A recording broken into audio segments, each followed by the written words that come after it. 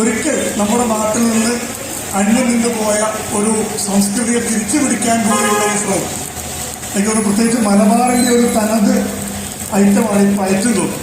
അത് കളറിപ്പയറ്റ് മാത്രമല്ല, ചായപ്പയറ്റും മലബാറിലെ കുത്തിയാണ്. എനിക്കൊന്ന് ഇപ്പോഴും നമ്മുടെ MLA മുൻമന്ത്രി ചുണ്ടമുക്ക് 2-4 പ്രവർത്തിച്ചു വരുന്ന സാങ്ക ആർട്സ് ആൻഡ് സ്പോർട്സ് ക്ലബ്ബ് ആസ്ഥാനമാക്കി കഴിഞ്ഞ 3 വർഷമായി കമ്മ്യൂണിറ്റി സൈക്കാട്രിക് ക്ലിനിക് ഇടവക എന്ന പേരിലെ ഒരു പ്രവർത്തനം നമ്മൾ ആരംഭിച്ചു കഴിഞ്ഞിട്ടുണ്ട്. ഏറ്റവും പ്രധാനപ്പെട്ട ലക്ഷ്യമെന്ന് പറയുന്നത് നമ്മുടെ ഗ്രാമപഞ്ചായത്തിൻ്റെ പരിധിയിലുള്ള മാനസിക രോഗ വെല്ലുവിളികൾ നേരിടുന്ന രോഗികളെ കണ്ടെത്തുകയും അവർക്ക് സൗജന്യമായ ചികിത്സ നൽകുകയും ചെയ്യുക എന്നുള്ളതാണ് ഈ ക്ലിനിക്കിൻ്റെ പ്രധാനപ്പെട്ട ലക്ഷ്യം. നമ്മൾ ഈ പ്രവർത്തനങ്ങളെല്ലാം തന്നെ ചെയ്യുമ്പോൾ മരുന്ന് കൊടുക്കുന്നതും ഈ ചികിത്സ ലഭ്യമാക്കുന്നതും ഒക്കെ തന്നെ സൗജന്യമായിട്ടാണ്. അപ്പോൾ സ്വാഭാവികമായും നമുക്ക് എല്ലാവർക്കും അറിയാം, ഇതിന് വരുന്ന ഭാരിച്ച സാമ്പത്തിക ബാധ്യത നമ്മളെല്ലാവരും തന്നെ കൂട്ടമായി ഏറ്റെടുക്കുകയാണ്.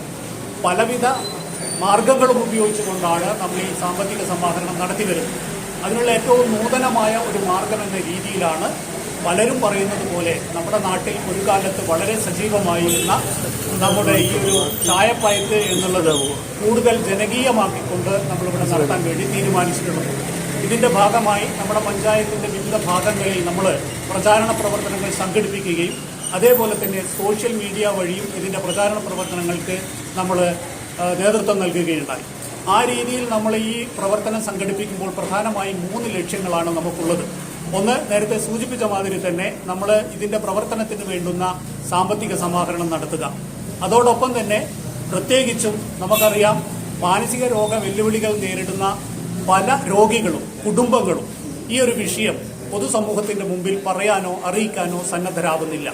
ആ ഒരു പരിമിതി മറികടന്നുകൊണ്ട് ഏറ്റവും മികച്ച രീതിയിൽ നടക്കുന്ന നമ്മുടെ ഈ ഒരു ക്ലിനിക്കിലേക്ക് ഈ ഒരു സന്ദേശം എത്തിച്ചുകൊണ്ട് ഏറ്റവും പ്രഗത്ഭരായ ഡോക്ടർമാരും കൗൺസിലർമാരും സേവനം നൽകുന്ന ഈ ഒരു ക്ലിനിക്കിലേക്ക് പരമാവധി അത്തരം ആനുകൂല്യങ്ങൾ അല്ലെങ്കിൽ ഈ സഹായം ആവശ്യമുള്ള രോഗികളെ എത്തിക്കുക എന്നുള്ളതും ഇതിൻ്റെ പ്രധാനപ്പെട്ട ലക്ഷ്യങ്ങളിലൊന്നാണ്. അതുകൂടാതെ തന്നെ മറ്റൊരു പരോക്ഷമായ ലക്ഷ്യമെന്ന് പറയുന്നത് ഇത്തരം ചാരിറ്റി സന്നദ്ധ പ്രവർത്തനങ്ങളിലൂടെ ഈ ഒരു മേഖലകളിൽ പ്രവർത്തിക്കാനുള്ള ഒരു വലിയ ടീമിനെ നമ്മൾ ഭാവിയിലേക്ക് സജ്ജരാക്കി എടുക്കുക എന്നുള്ളതും ഇതിൻ്റെ ലക്ഷ്യമാണ്.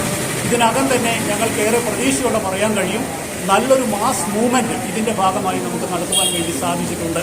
ധാരാളം ആളുകൾ രാഷ്ട്രീയ മത സാമൂഹ്യ വ്യത്യാസങ്ങൾ കൂടാതെ തന്നെ എല്ലാവരും ഈ ഒരു പ്രവർത്തനത്തിൽ പങ്കാളികളായിട്ടുണ്ട്. നിറഞ്ഞ പ്രതീക്ഷയോടുകൂടി നമ്മൾ ഈ ദൗത്യവുമായി മുന്നേറുമ്പോൾ മുഴുവൻ ആളുകളും ഇനിയും കൂടുതൽ സഹകരിക്കണമെന്ന് കൂടി ഈ ഒരു അവസരത്തിൽ ഞാൻ അഭ്യർത്ഥിക്കുകയാണ്. ചായപ്പയറ്റ് എന്നുള്ളത് പഴയ കാലത്ത് വ്യക്തികളുടെ സാമ്പത്തിക സമാഹരണത്തിന് വേണ്ടി കണ്ടുപിടിച്ച ഒരു നല്ല ഉപായമായിരുന്നു എന്ന് നമുക്കറിയാം.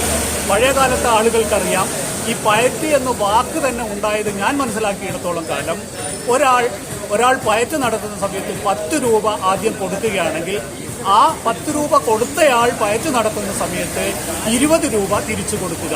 അങ്ങനെ അങ്ങോട്ടും ഇങ്ങോട്ടും പണം കൊടുത്തും വാങ്ങിയും മുന്നേറുന്ന ഒരു സംവിധാനമാണ് യഥാർത്ഥത്തിൽ പയറ്റ് എന്നുള്ളത്. ഇത് യഥാർത്ഥത്തിൽ ചെയ്യുന്നത് കൊണ്ട് വ്യക്തികളുടെ വളരെ അടിയന്തരമായ സാമ്പത്തിക ആവശ്യങ്ങൾ വലിയ പ്രയാസം കൂടാതെ നിർവഹിക്കാൻ കഴിയും. യഥാർത്ഥത്തിൽ ഇതൊരു വലിയ സാമൂഹ്യ സേവനം കൂടിയാണ് എന്ന് നമ്മൾ തിരിച്ചറിയേണ്ടതുണ്ട്. കാരണം പഴയ കാലത്ത് വിശേഷിച്ചും വലിയ തുകകളൊന്നും ആർക്കും ഒറ്റയടിക്ക് സംഘടിപ്പിക്കാൻ കഴിയാത്തതുകൊണ്ട് ചെറിയ തുകകൾ സമാഹരിച്ചുകൊണ്ട് ഒരാളുടെ സാമ്പത്തിക ആവശ്യം നിറവേറ്റിക്കൊടുക്കുവാൻ സാധിക്കുമെന്നുള്ളതാണ് ഈ പയറ്റിൻ്റെ കാലികമായ പ്രസക്തി എന്ന് നാം മനസ്സിലാക്കുന്നു.